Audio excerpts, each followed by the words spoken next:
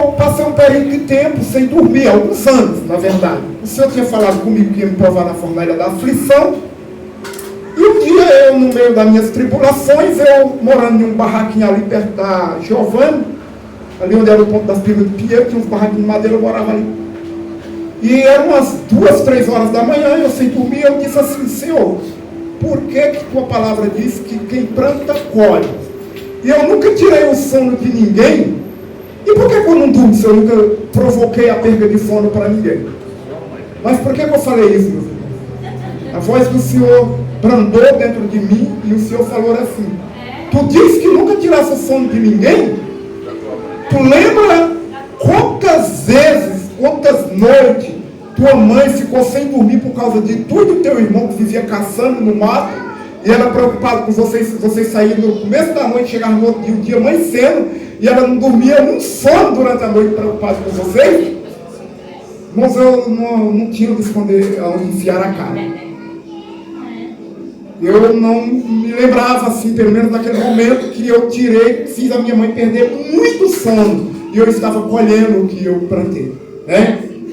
E devido à nossa pobreza, às dificuldades, Deus sempre provê de meio. Um dia nós estávamos naquela cavinha, na beira era uma estrada de chão, depois ia ser BR, asfalto, e a Socorro deve lembrar disso, o Elias deve lembrar, uma família passando de um carro. Aprova a Deus, eu creio que o pneu do carro estourou, e era próxima à avenida lá da nossa casinha, e era muito quente, só a mulher com criança não estava suportando só e resolveu ir em casa. E viu a situação e através disso pediu a minha mãe para Socorro, a minha irmã, ir trabalhar com ela no Recife, se eu não me engano, não é isso, Socorro? No Recife. E através do Recife, dessa mulher que foi em casa e viu a situação, se compadeceu. Socorro parece que ainda era de menor, se eu não me engano. 16, né? E através disso, Deus foi abençoando, a Socorro veio parar aqui em São Paulo, depois conseguiu trazer o Elias, e ficou o Elias e a Socorro cumprindo o papel do pai e mãe para nós, né? Porque nós dependíamos do que eles mandassem aqui em São Paulo. Eles ganhavam o salário, o que eles ganhavam, 70%, 80%, talvez até 90% do que eles ganhavam, mandava tudo para nós. Né? Passavam dificuldade aqui para não ver a gente passando dificuldade lá. Ainda que eu nunca falei isso pessoalmente, estou falando aqui para eles agora, sou muito grato a Deus e a eles por tudo que eles fizeram por nós. E aí, através deles, eu vim a minha primeira viagem aqui para São Paulo, ainda foi contra a nossa vontade, partiu por causa de um estrupo de uma das minhas irmãs, e a gente vem para cá contra a nossa vontade, e no meio dessa trajetória de ir e voltar, e da minha convivência lá, da minha vida lá, eu pude, assim, estou contando resumido, e poderia falar aqui de várias, contemplar várias proteções, vários livramentos de Deus. Eu levei tiro umas 5, 6 vezes e nunca fui atingido por uma bala. Várias vezes o Senhor me livrou de picadas de cobra, de acidentes terríveis, de confusões terríveis. Uma das últimas que eu me lembro, ontem eu estava até vendo um vídeo, briga de cachorro, 2 camaradas brigando por causa de briga de cachorro. Eu me sinto na ousadia de brigar com 4 ciganos por causa de briga de cachorro. Minha arma, um estilingue e um facão. E os ciganos armados de 7,65. Olha a situação. E eu vou para cima. E aí ele veio aqui, resumindo, quando ele veio o primeiro, falou: se for homem, atira outra pedra. Eu era bom no estilingue, mas não dei para acertar. Eu atirei no chão. A Pia sabe da minha história, né? Acompanhou toda a minha história. Eu era terrível lá chama peteca, né? Matava passarinho voando. Né? Não faça raiva não, irmão. Senão atiro no seu olho, viu? E aí, rapaz, eu jogo a pedra lá no chão, raspando a perna do cigano. Ele saca 7,65 e quando ele atira, eu pulo da bala, passou assim, raspando, eu senti o barulho da bala. A 7,65 dele trava. E acho que entrou, não entrou no espírito do diabo, não. E acho que entrou, foi todo. E eu puxei o facão e falei: vou matá-lo agora. Aí parti para cima. O facão. Entrou aquela coragem quando eu vou chegando próximo. O Mauro vinha correndo atrás de mim, eu estava próximo da casa do Mauro. O meu irmão que é missionário lá, e gritou: não faz isso, Arnaldo. Quando ele gritou, a voz veio dentro de mim. não era a voz dele, eu sentia aquela voz suave dentro de mim. Só que quando eu ia correndo, ele falou, não faz isso, foi quando eu parei. Só que quando eu parei, eu estava dessa distância de cigano. Foi aí quando eu fui parar na 765 dele, foi destravando, que tinha travado a 765 dele. E aí ele jogou para cima de mim, quando ele destravou, eu pulei de lado de novo, a bala passou raspando, quase acerta o mal, e aí travou de novo, aí eu já estava com o facão na mão e ele correu. Sabe o que é que eu fiz? Quando eu voltei, fui jogar baralho, peguei uma faca velha toda cega, coloquei na cintura e fui jogar baralho, e aí veio um camarada lá, que o Elias, socorro conheceu, Dia Luiz e Cipriano, que mataram ele depois, né? Ele era envolvido aqui no crime, e foi lá e falou, não, faça isso não, vai embora. Sua mãe está chorando, está preocupada. Resumindo, um dos livramentos entre tantos que Deus me deu. Aí foi passando toda essa história, eu vim aqui para São Paulo, dia 28 de julho de 98, com 28 anos de idade, o Senhor Jesus me salvou e fez uma obra na minha vida, ainda cada vez mais fazendo, e colocou no meu coração, eu contando assim bem resumido, um desejo imenso pela obra missionária. Um dia eu estava na igreja Deus e Amor, não sei se o irmão Raimundo lembra, a mãe ainda lembra, e veio um missionário da África, não sei se vocês estavam também, começou a falar sobre missões, e ele, quando começou a falar como era África, como fazia lá, e depois falou, eu preciso de pessoas aqui para a África, tem alguém que quer ir para a África? Quando ele falou, eu não aguentava, meu coração pulava dentro de mim, um desejo imenso, e eu não aguentava, e eu levando para ir para a África, sem pensar nada. Aí quando eu me levanto, que eu olho para a minha esquerda, está o meu filho, a mãe. Aí eu olhei assim e falei, oh meu Deus, não posso. Não posso. Aí voltei e me sentei. Ali era já manifesto, chamado missionário na minha vida, chamado de Deus para a obra.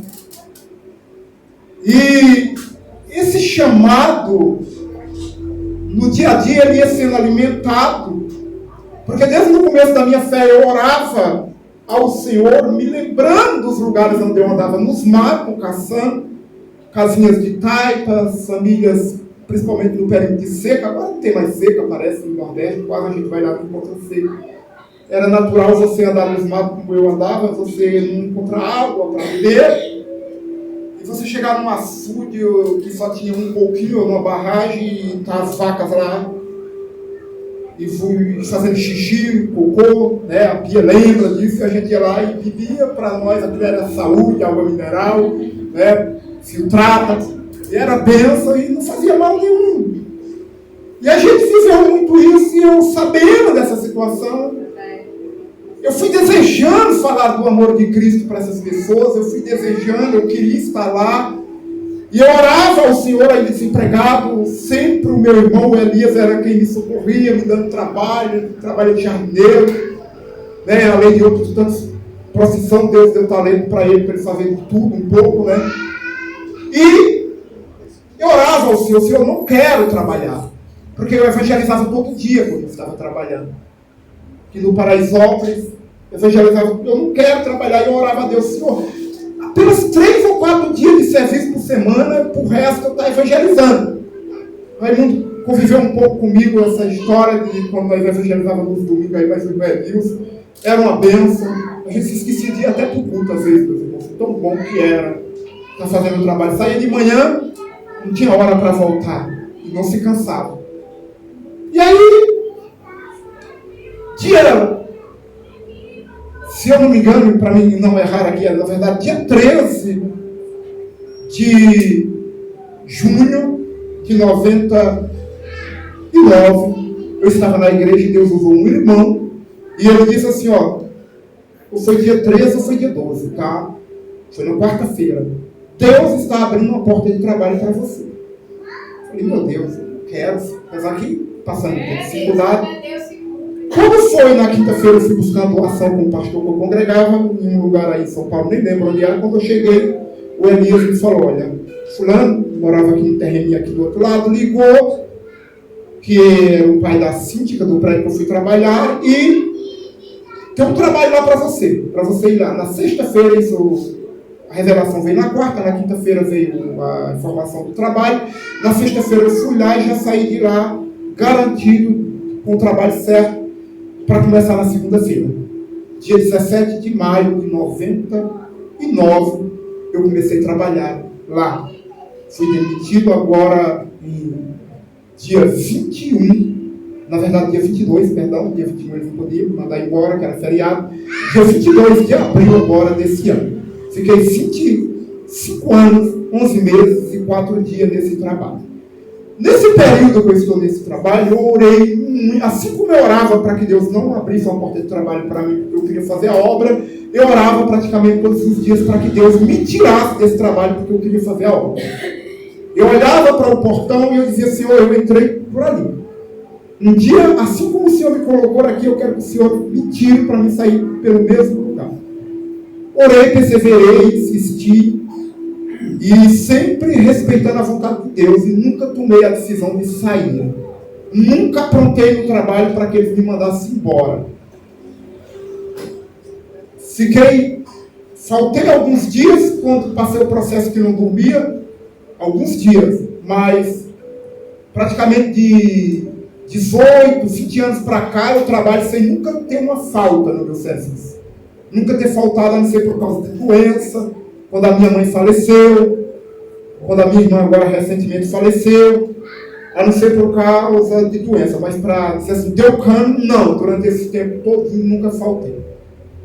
E eu me alegrei quando recebi a notícia que estava saindo de serviço, porque meu coração ele ferve, cheio de projetos, de intenções. Eu tenho que resumir aqui, esse é um dos motivos que esse culto de ação de graça é a minha saída do trabalho, porque eu sempre desejei a obra, e eu tenho no meu coração o intento de ler, de orar, de jejuar e de evangelizar. E quando eu falo em ler, orar, e jejuar e evangelizar, não é uma coisa relâmpago. Quando eu falo de ler, não é uma coisa de meia hora. E quando eu falo de orar, não estou falando de 1 hora de oração. E quando eu falo de jejuar, não estou falando de um jejum de 3 ou 4 horas. E quando eu falo de evangelizar, também estou falando de um evangelismo uma vez por mês. E isso está no meu coração, e eu orava a Deus porque eu queria. Só que quando eu saio do trabalho, e eu criei aquela expectativa, e como vocês sabem que tem a Mises, né, tem a obra missionária, meu segundo desemprego não sai, porque está o meu CPF ligado ao CNPJ. Eu digo, meu Deus, e agora? Pagando aluguel, fatura que chega para pagar, o alimento que você tem que ter, e eu digo, e agora? Como é que eu vou fazer? Tive que colocar uma banquinha de algumas coisas, livros e bíblias, inclusive tem alguns ali, se os irmãos tiverem no coração o desejo de ter uma bíblia, um livro que não tem, quiser nos ajudar. E eu fiquei assim, com as pernas quebradas, dizendo, Senhor, como que agora eu vou cumprir com o meu propósito? Porque tenho que trabalhar. E aí, me envolvi de novo no trabalho e falei, Senhor, está pior do que quando eu estava trabalhando. Está difícil. Nós fomos de uma igreja, eu e a Solange, a irmã dela, a filha dela, e lá o pastor olhou para mim e falou, Deus está te dando algo que é direito seu, mas está preso, só que Deus está liberando. Você tem direito, mas você não está recebendo, mas vai receber. E aí, isso foi o mês passado, quando foi agora, nesse mês, nós recebemos a primeira parcela do nosso seguro-desemprego, e esse é o motivo porque eu estou aqui para agradecer. Enchi novamente meu coração de expectativa. Falei, agora eu vou cumprir com o meu propósito. Mas aí veio esse abençoado e falou, tem umas passagens aqui que nós estamos no Maranhão, e tem que comprar logo, e coisa e tal. Aí, quando compro as passagens, eu falei, meu Deus, agora o dinheiro que eu peguei do seguro-desemprego, praticamente todo eu vou ter que pagar a passagem. Falei, ainda vou ter que dar um duro esse mês, porque eu já tinha projetado. Vou trabalhar só de 3 a 4 dias por semana, lá no meu comércio, que é bem fraquinho, e o resto vou orar, vou ler e preparar para começar a evangelizar. Mas eu creio que dá para fazer isso a partir do mês que vem, com a ajuda nas orações de vocês. Então eu estou expressando esse agradecimento e esse culto de ação de graça por ter saído do meu trabalho com esse desejo, espero que seja projeto de Deus para que assim suceda, e por estar recebendo o segundo desemprego, né? Em especial por ter recebido essa primeira parcela do segundo desemprego através da graça de Deus que revelou para o seu servo, e assim foi transmitido para nós, né, que Deus estaria assim liberando aquilo que estava preso, que era meu, que era direito meu, né? Nós cremos em revelação, meus irmãos, nós cremos em profecia, nós cremos nos dons de Deus. Ainda que existem algumas coisas que a gente tem que pensar, tem que ter cuidado, né? Não tem que ser cego, tem que ter discernimento, sabemos quando é Deus. Porque nós acreditamos, eu sou um crente que fala calmo, todo mundo me vê com frio, mas eu sei no meu coração que eu sou pentecostal. Deus não me quis dar um dom de língua, né? Porque ele também falou comigo que é propósito, por isso, porque disse que é para confundir os que diz que são e não são, mas não é a questão de ter um dom, né? Porque eu posso não ter determinado dom, mas eu sei que dom eu tenho, porque todo crente que é salvo ele tem um dom, ainda que também existem os dons naturais. Então, quero assim agradecer por essas bênçãos, o apoio de cada um de vocês, agradecer, né, por a presença de vocês aqui, por essa amizade, por esse calor humano, por esse carinho. Eu já fiz alguns trabalhos, eu já consegui colocar mais de 100 pessoas em locais, amigos, irmãos de igreja. E são missões, irmãos, que faz isso. Unir crentes. Quando a gente fala de igreja, a gente está falando sobre denominação ou congregação, porque a igreja só existe uma, que é a igreja de Cristo, né? A igreja universal mística, a igreja corpo de Cristo, só existe uma. Agora, ministérios ou congregações ou denominações, existem várias. Então, são missões que unem crentes de várias denominações para participar de um evento como esse, para se envolver, para, né, acreditar, posso dizer assim, confiar numa pessoa como eu. Os irmãos sabem que eu sempre fui simples. Quem já me conhece há muito tempo, e tem algumas pessoas que me conhecem há muito tempo, sabe que eu sou dessa forma. Tenho dito que nas igrejas que eu tenho passado, procure sobre mim, nas igrejas que eu tenho passado, dou o nome de todos os pastores, todos os ministérios. O que alguém, ou algum líder, algum pastor tenha a falar mal de mim, qual foi o trabalho que eu dei para algum pastor, eu sempre tenho dito isso, porque está aqui, que eu posso até dizer que não me deixa mentir, já tenho acompanhado minha trajetória do irmão Raimundo, da irmã Ieda, né? Está aqui o próprio irmão Reginaldo, da Pia. E graças a Deus a gente se sente à vontade de falar isso, porque a gente fala com segurança. E assim fazendo, ou expressando, né? Falando e agradecendo a vocês, eu quero aplicar aqui para as nossas vidas o mais importante, o mais essencial para as nossas vidas. Eu estou fazendo um resumo de tudo, porque se nós fôssemos falar misericórdia, né, eu falo muito. Mas uma coisa, irmãos, que eu tenho um desejo, ainda não digo que sirvo, é de servir a Deus. Eu tenho um desejo de desistir de mim e nunca desistir de Deus. Eu tenho um desejo no meu coração de morrer fazendo a obra. Mas quando a gente fala de fazer a obra, não significa que a gente se torne responsável. Não significa que a gente, para fazer a obra, vai agir de uma forma irresponsável. Eu não vou contar uma história aqui porque vocês não vão entender. Mas a irresponsabilidade de algumas pessoas, elas acabam atribuindo isso ao Espírito Santo. Dizendo, mas é o Espírito Santo, é Deus. Não. Não. Não é.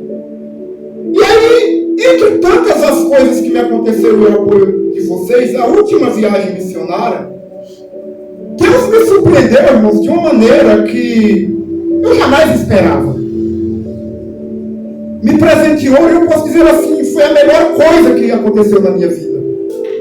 Já sofremos, já passamos por algumas dificuldades, porque há 20 e poucos anos atrás, eu era crente de oração, não como hoje, crente de jejum, No Raimundo ainda lembra um pouco da nossa vida, do Deus de amor, o que era orar, né? O que era jejuar, o que era ser crente. E Deus me mostra alguém que seria minha companheira. Eu falei, não é possível. Como assim? Eu não posso explicar aqui. E essa última viagem foi muito reveladora para o propósito de Deus e mostrar de fato o seu projeto em relação a isso. E eu sou muito grato. Sempre me senti uma pessoa inferior. Vocês podem observar em mim, vou falar algo aqui, que eu não sou muito de conversar com ninguém olhando nos olhos. Isso não é medo de você descobrir alguma coisa de mim, algum irmão. É timidez ainda. O Elias lembra muito bem disso, né, Elias? Que nós lá, a pessoa conversa com a gente está olhando pro chão. Com vergonha de olhar para a pessoa. E ainda eu trago essa marca de mim. Eu ainda trago. Porque na nossa época lá, principalmente se fosse uma pessoa que a gente percebesse que ela financeiramente fosse bem sucedida, aí a vergonha multiplicava, era 1000 vezes, não era assim mesmo. Você era tão pobre. Quando a situação era tão difícil, quando a minha mãe dizia, para vocês terem ideia, porque isso era o costume, dizia, tal dia, o Arnaldo, no caso me chamava de Naldo, o Naldo vai tomar banho, eu entrava com depressão. Eu ficava deprimido a semana todinha. Ou por que não dizer um mês? Se ela dissesse, domingo, o Arnaldo vai tomar banho, pronto, acabou com a minha vida. Eu tentava me esconder, então, eu entrava em depressão, deprimido mesmo, pensando e tentando fingir, fazer alguma coisa para mim tomar o bendito banho. E era porque também a cultura da época. Trabalhar na roça, chegar em casa só lavar os pés e vir o dia santo, sexta-feira não pode, segunda não pode ser o quê, e essas coisas todas. Era só a graça. Então, dando um pouco dessa explicação para que talvez você me entenda um pouco, irmão, tudo dentro de uma simplicidade e temor a Deus. Mas aqui, agora eu quero entrar aqui na palavra nesses minutos que restam. Jesus, ele expressa aqui um agradecimento a Deus, ao Pai, por uma oração que ele tinha realizado em algum momento. Ele diz, graças te dou, ó Pai, porque tu me ouviste.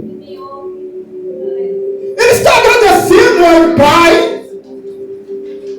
por uma oração anterior, por uma oração que ele fez em algum momento. Aqui eu vou especular, irmãos, não vou afirmar. Pelo amor de Deus, não cria aqui uma ideia que eu estou afirmando algo que a Bíblia não diz. Se é uma coisa que eu me preocupo e tenho temor diante de Deus, é de falar coisas dizendo que a Bíblia diz, a não ser que eu esteja enganado. Porque na hora que eu falar alguma coisa que a Bíblia é assim assada, eu estou falando no meu erro, no meu engano. Mas eu só procuro falar alguma coisa afirmando 100% se eu tiver certeza. O demais é especulação. Mas aqui eu quero acreditar, dentro dessa especulação, que Jesus estava agradecendo a Deus, ao Pai, porque, presta atenção, porque ele tinha orado para Lázaro morrer. Eu estou especulando. Eu estou colocando como uma possível possibilidade. Ele está dizendo, graças te dou porque tu me ouviste, ó Pai. E aqui, pensando nisso, eu extraí algumas lições. Porque qual provavelmente é a ideia de Marta e Maria de enviar um mensageiro a Jesus? Certamente, eu penso, Jesus irá vir. E se não vir, ele vai curar ele de lá. E o vargão é a quem tu amas. Está enfermo. Não é qualquer um, não. É alguém especial. É alguém que o teu coração está nele. É alguém que tu estima. É alguém que tu ama, Jesus. Não é qualquer um, não. Não é qualquer pessoa, Jesus. Mas antes eu quero aqui esclarecer duas coisas que não faz parte do texto, ou que não faz parte da ideia da mensagem, mas eu queria esclarecer duas coisas aqui no texto para nós lermos a Bíblia prestando mais atenção. Primeiro, quando Jesus diz essa enfermidade não é para morte, temos um problema. Lázaro morreu. Jesus entrou em contradição? Ele errou? Como assim essa enfermidade não é para morte e o homem morre? Porque não era para uma morte definitiva. Ele ia ressuscitar Lázaro. Porque depois da morte segue-se o juízo. Então não é uma morte definitiva. Porque está determinado ao homem, destinado ao homem morrer uma só vez. Depois disso segue-se o juízo. Então não era morte definitiva. A segunda questão que nós temos que prestar atenção no texto é que Lázaro não estava morto há 4 dias. Aí quebra a teoria que diz que os judeus só enterravam uma pessoa com 4 dias porque poderia ser que essa pessoa voltasse à vida, que o espírito estava ali rodando, coisa e tal. O texto, no versículo 17, diz em um outro versículo que ele estava sepultado há 4 dias e não morto. Sepultado há 4 dias. Fazia 4 dias que ele estava sepultado. A informação que temos é que Jesus ainda demora 2 dias lá onde ele estava e veio andando. No lugar que ele estava, não sabemos no caminho. E quando ele chega, Lázaro está sepultado há 4 dias, a ponto de Marta dizer, se não já é de 4 dias que estava sepultado. Então, deixando isso aqui esclarecido para os irmãos, depois vocês dão uma olhadinha no texto. Então, qual era o interesse, a intenção de Marta e Maria? Que queriam reduzir, ou melhor falando, queria comprometer Jesus na missão de curar Lázaro, as suas intenções, aos seus propósitos, aos seus desejos. Então Marta e Maria quer comprometer Jesus a forma delas querer que as coisas aconteçam, da maneira que elas pensavam que as coisas tinham que acontecer. Dentro da sua ideia, ele está doente, Jesus cura ele, o problema é resolvido, e elas não poderiam, e nem nós também podemos ter a percepção de um propósito maior de Jesus, não apenas de fazer algo como fazia a favor delas, mas de ir além da família Lázaro. Havia um propósito maior, não somente de agir a favor da família Lázaro, mas de agir além da família Lázaro. Não se limitar apenas à família Lázaro, mas ir além da família Lázaro. Glória. Os irmãos conseguem entender? Porque tem algumas coisas aqui que talvez vai na profundidade. Eu costumo dizer, posso estar errado, que Deus tenha misericórdia de mim se eu estiver, que eu prego a Bíblia por revelação, porque eu não tenho conhecimento. Agora, se isso não é, significa que eu estou errado. Então elas acham que crer em Jesus, que acreditar que Jesus vai curar Lázaro, que ter fé que Jesus pode curar Lázaro, e elas sabem que Jesus cura, elas sabem que Jesus pode fazer isso, elas sabem que Jesus ama, elas sabem que Jesus, né, é amigo da família. Agora elas acham que por causa disso vai submeter Jesus a um propósito humano, por desconhecer que havia um propósito de Deus maior por trás da dor daquela família. E aí Jesus não se compromete com uma forma humana de querer que as coisas aconteçam ao nosso modo e nem ao nosso tempo. Ele não vai se comprometer. O mensageiro chega, porque eu vou aqui deixar algo para vocês. A missão de Jesus nesse ocorrido não era a favor dos que creem, era a favor dos que não criam, dos que não tinham fé. Não era a favor dos que tinham fé. Era a favor dos que não tinham fé. Vocês vão já entender. E elas acham que agora vão comprometer Jesus apenas em favor dos que têm fé. Porque nós cremos, porque tu ama, porque ele está enfermo e o Senhor tem essa informação. É evidente que o Senhor vai fazer alguma coisa. É evidente que o Senhor não vai permitir o pior. É evidente que Lázaro não vai continuar da maneira que ele está. Nós não pensamos assim, nós não somos assim, nós não queremos assim. Nós não achamos que a nossa fé vai colocar Deus para funcionar. Nós achamos que nossa fé vai colocar Deus em ação a favor de nós somente. E eu não estou dizendo aqui que Deus não está em favor de nós, porque se ele não tivesse, nós estávamos ferrados. Sempre ele está a favor de nós. Mas a questão é que ele não se limita a nós. Ele diz que manda o sol, manda a chuva para aqueles que não creem. Quem é que dá vida ao estuprador? Quem é que dá vida aos maus? Quem é que dá vida aos ímpios? Quem é que dá alimento? Quem é que dá todas as virtudes que o ser humano precisa, a não ser ele? Porque ele está a favor e ele é responsável por aquilo que ele criou dentro do seu propósito. É claro que o homem sai fora do seu propósito.